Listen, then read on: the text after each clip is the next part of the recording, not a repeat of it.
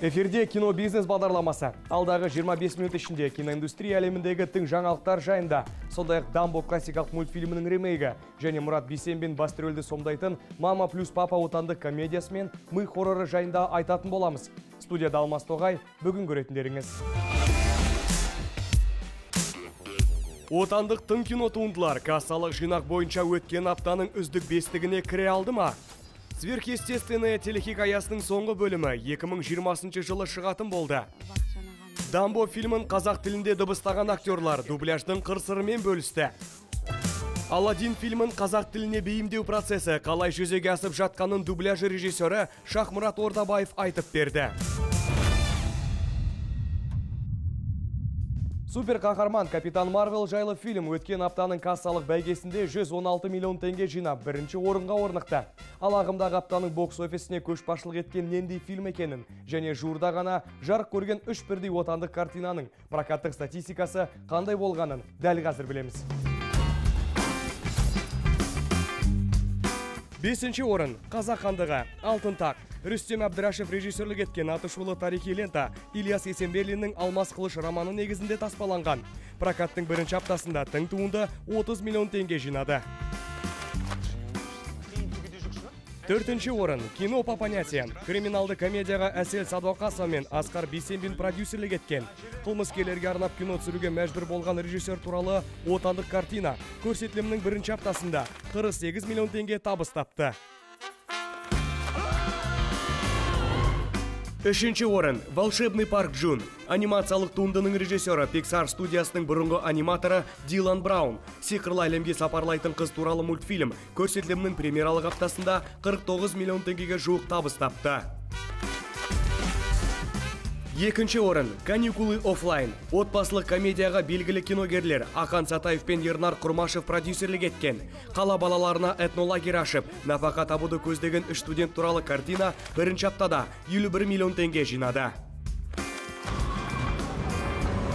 1-ші орын Капитан Марвел. Шексіз қабілеттер бар супер қаһарманға айналатын ұшқыш Кэрол Денверс туралы фэнтези. Прокаттан 54 миллион теңге жинап, 3-ші апта қатарынан бокс офистің үздік бестігін бастап тұр.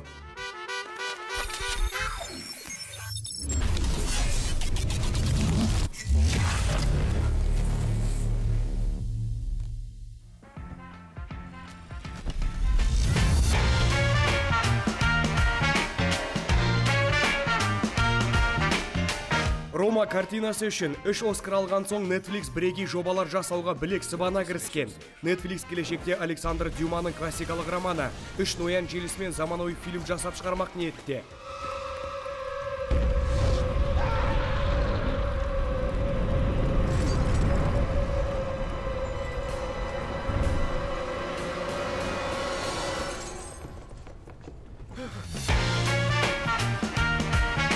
Хикаяны таспалау қашан жүзеге асатыны әзірге белгісіз. Netflix бұл кино туындыны «Миссия невыполнима» лентасы тәрізді шытырманға толы боевик ретінде ұсынбақ.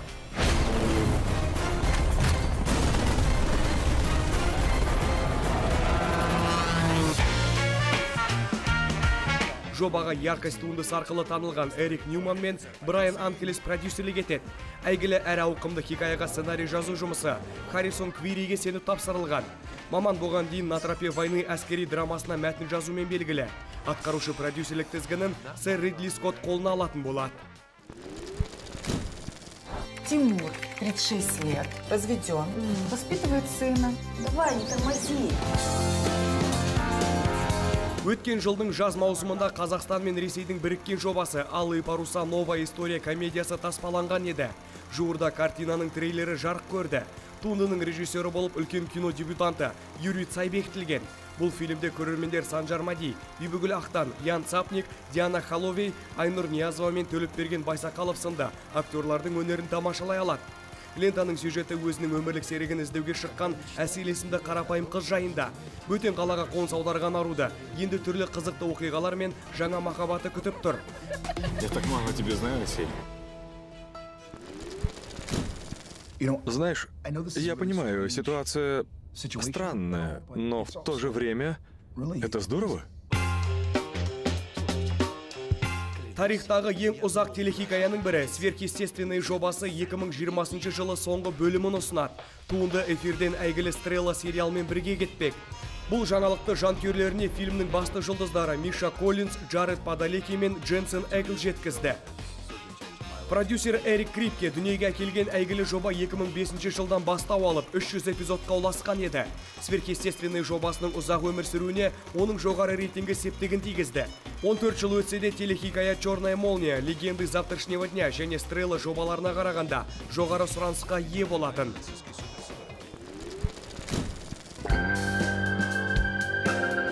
20 наурызда Disney студиясы 21 ғасыр Fox Media холдингін сатып алғаны туралы мәлімдеді. Бірнеше киностудиядан тұратын компанияға иелік ету құқығы 71,3 миллиард долларды құраған. Порой мы склонны видеть людей не такими, какие они на самом деле. Енді Disney компанияның барлық сериалдар мен кинофраншизаларының заңды қожайыны саналады. Бұл бірігудің нәтижесінде Disney таяу жылдары жарық көретін фильмдердің санын көбейте алды. Мысалы, Аватар хикаясының 4 бірдей бөлімін таспалау жоспарланған. Елігі артып, ауқымы кеңейген Disney, Fox 2000 бөлімшесін жабу туралы шешім шығарған еді. Жақында «Скрытые фигуры» және «Чужая ненависть» ленталарын ұсынған бұл команда «Дьявол носит Прада», «Виноваты звезды», «Жизнь Пи» секілді біршама картиналарға жауапты болған.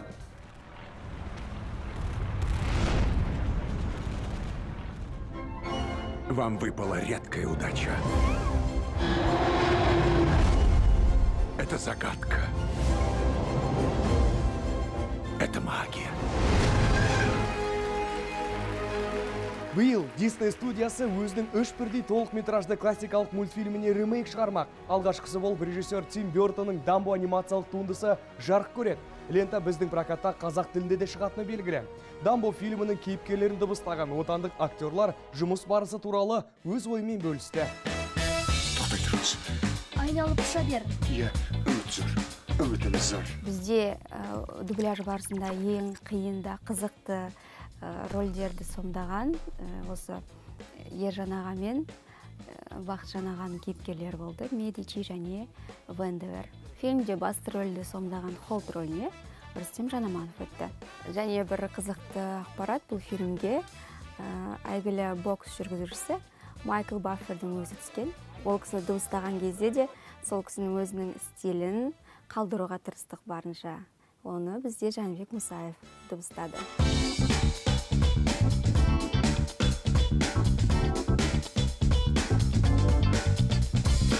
Қарсы алыңыздар. Ұшатын піл Дамбо! Кейіпкерімнің Майкл Баффер екенін көрген кезде мен қатты қуандым. Бір бұрыннан күтіп жүрген рөлім сияқты қылып қабылдадым. Және ойлаймын, солай қолымнан келгенше жеткіздім деп ойлаймын. Енді көрермен ар жағын айта жатар. Классикалық мультфильмдерді кино форматқа өзгерту Disney үшін қалыпты үрдіске әрі табыс көзіне айналғалы қашан.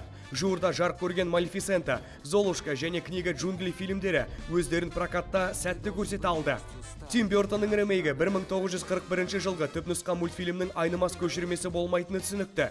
«Дамбо» деген атпен ұсынылған заманауи кинонұсқада талайларға белгілі піл баласының хикаясы ұсынылған. Енді «Дамбоның» түрленген жаңа оқиғасы көптеген кейіпкерлердің жанялы ғұмырымен толыға түспек. Біздің мақсатымыз көбірек қазақ көрермендерін осы әлемдік үздік кинолардың қазақ тілінде сөйлегеніне біздің көрерменді тарту. Құлағымыз үйрену керек. Санамыз бұрылу керек. Менің жасаған рөлім әлемге әйгілі Дэнни Девитоның рөлі өте көп күш жұмсауға тура келді.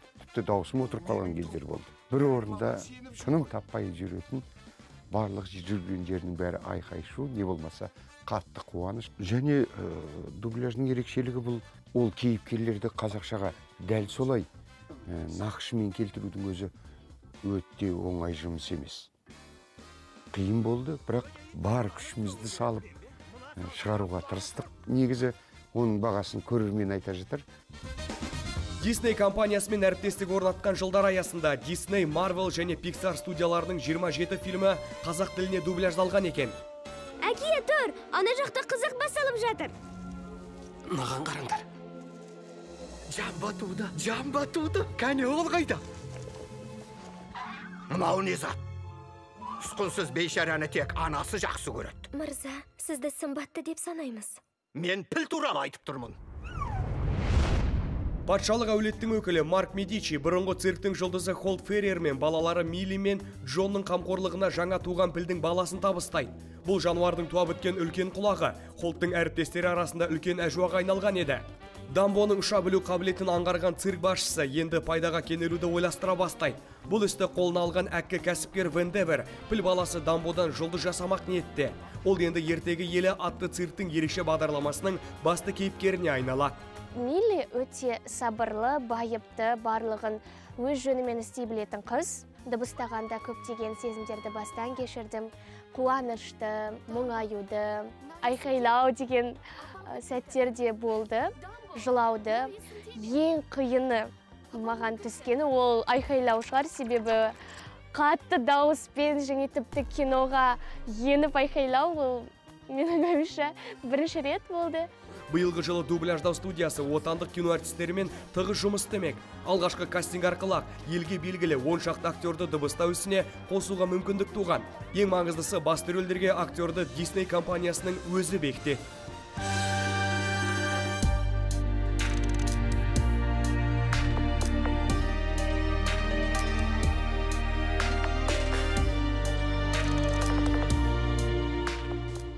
Осы аптаның тағы бір кино жаңалығы «Мама плюс папа» отбасылық драмасы болмақ. Фильм режиссері Мереке Мұқан толықметражды кинода дебют жасап отыр.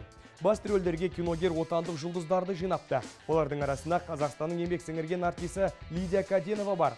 Және бір қарағанда қатал мінезді болып көрінетін Мұрат Бейсенбин бұл жолы қайырымды отағасының образын сомдаған.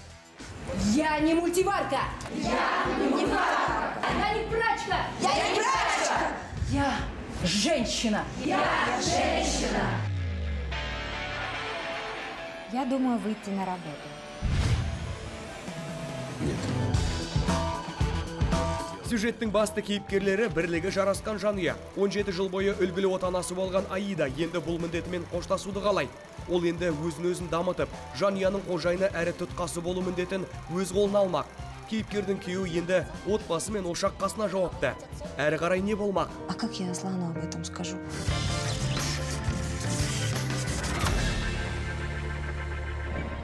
У нас во дворе какая-то семья. Да, соседи, наверное. Чего вы испугались? Ребят, случилось что? Зара, надо обуться. Хотите по-плохому? Можем и по-плохому.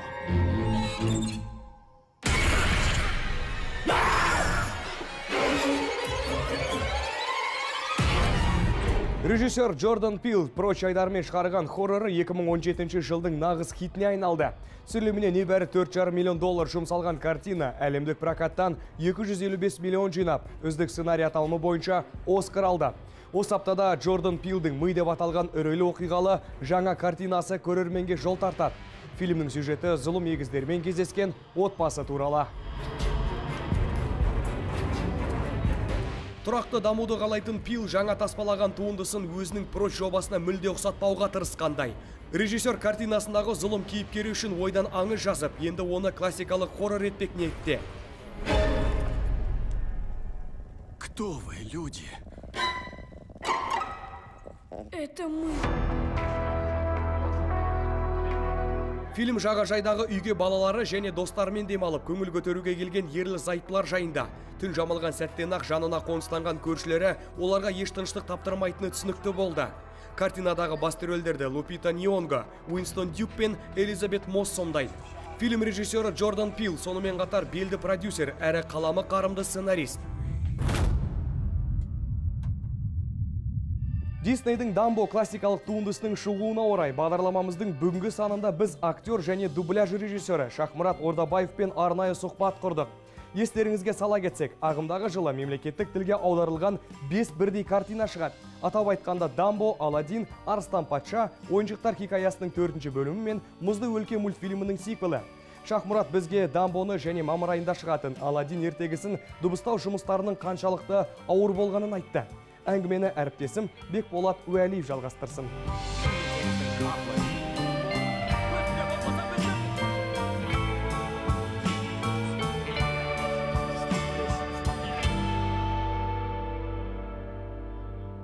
Диснейдің толықметражды классикалық туындысы Дамбо мультфильмінің қайта экранизациялануына орай бүгін кино бизнес бағдарламасына актер әрі дубляжы режиссері Шахмұрат Ордабаевты шақырып отырмыз. Шахмұрат, студиямызға қош келдің. Шақырғандарыңызға рахмет. Шахмұрат, за твоими плечами уже достаточно много проектов. Шахмұрат, иығың артылған талай туындылардың қазақша дубляждалған нұсқасын көрдік. Мәселен, өткен жылғы Ральф Ғаламторға қарсы мен Шақылдақ және Төрт патшалық сияқты. Биыл Дамбо жобасы. Оны дубляж режиссер ретінде тізгіндеген жоқсың. Солай ғой. Проект, который курируешь не ты, как режиссер. Дәл солай. Кезекте Аладдин жобасы тұр ғой. Енді ғана соған білек сыбана кірісіп жатырмыз. Алдын ала дайындық жұмыстары тәмамдалып, санаулы күндердің ішінде артистердің дауыстары жазылады. Бұл мен үшін тіпті ерекше сәт. Аталған еңбектің біз оқып дыбыстайтын туындылар тізіміне енгенін естіген бойда. Осы жобаны тезірек алу үшін бәріне де дайын болғанымды жасырмаймын. Білесіз бе, бұл 92 жылғы ескі мультфильм ғана емес, қандай да бір өзге де туындылармен салыстыруға келмейтін дүние. Мұндай ауқымды, рейтингі жоғары болады деп күттірген жобаға кірісер алдында міндетті түрде Шахерезаданы оқып, және Бағдатта бәрі тыныш, Аладдиннің сиқырлы шамысынды ертегілерді бір қарап алу қажет.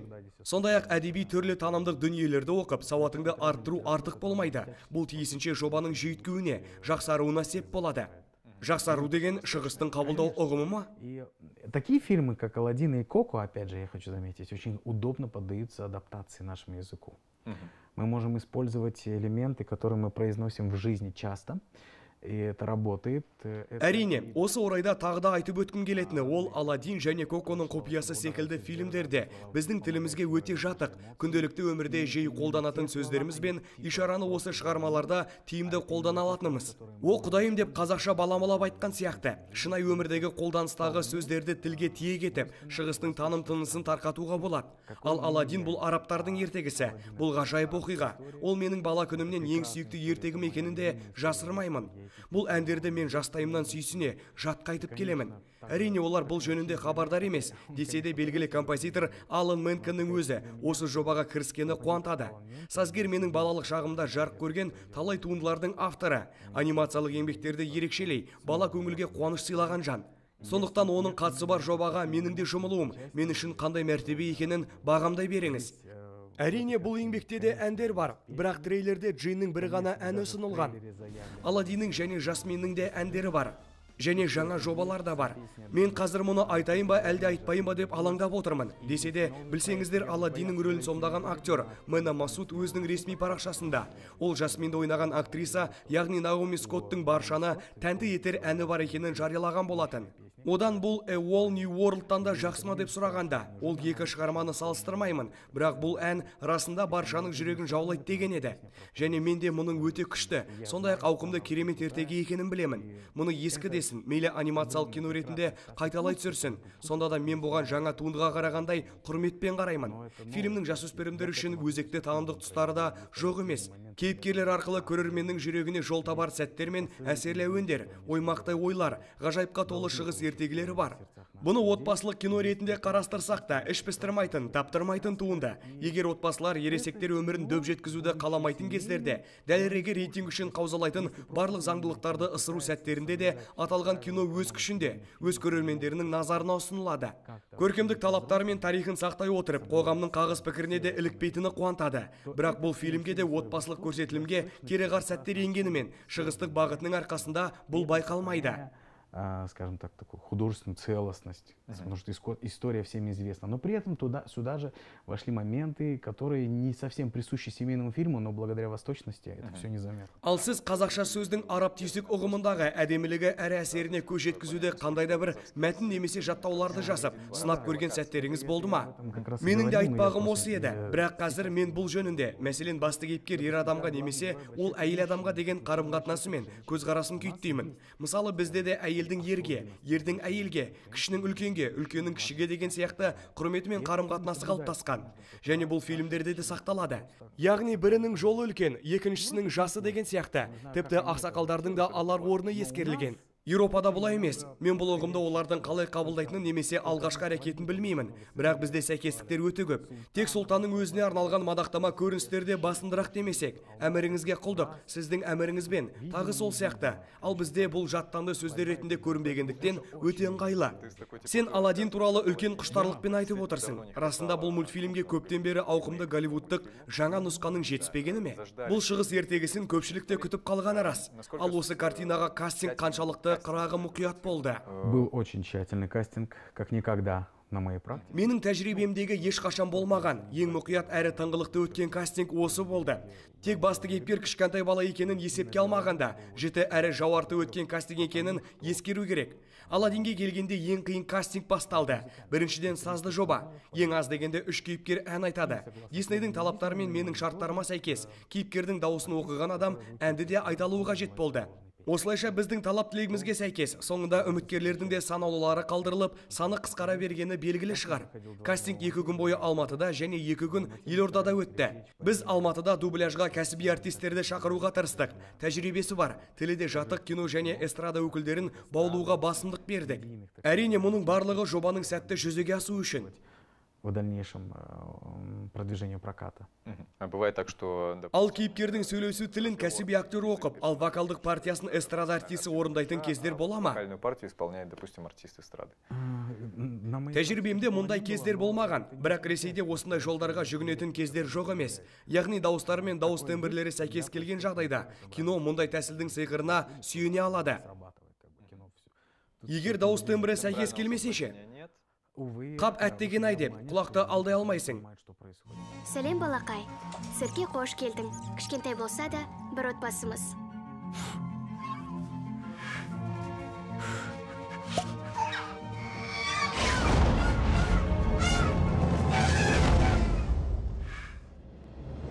Вот сегодня вышла полнометражная экранизация. Міне, бүгін қателеспесем 45-ші жылдың толық метражды мультфильмі жарық көрді.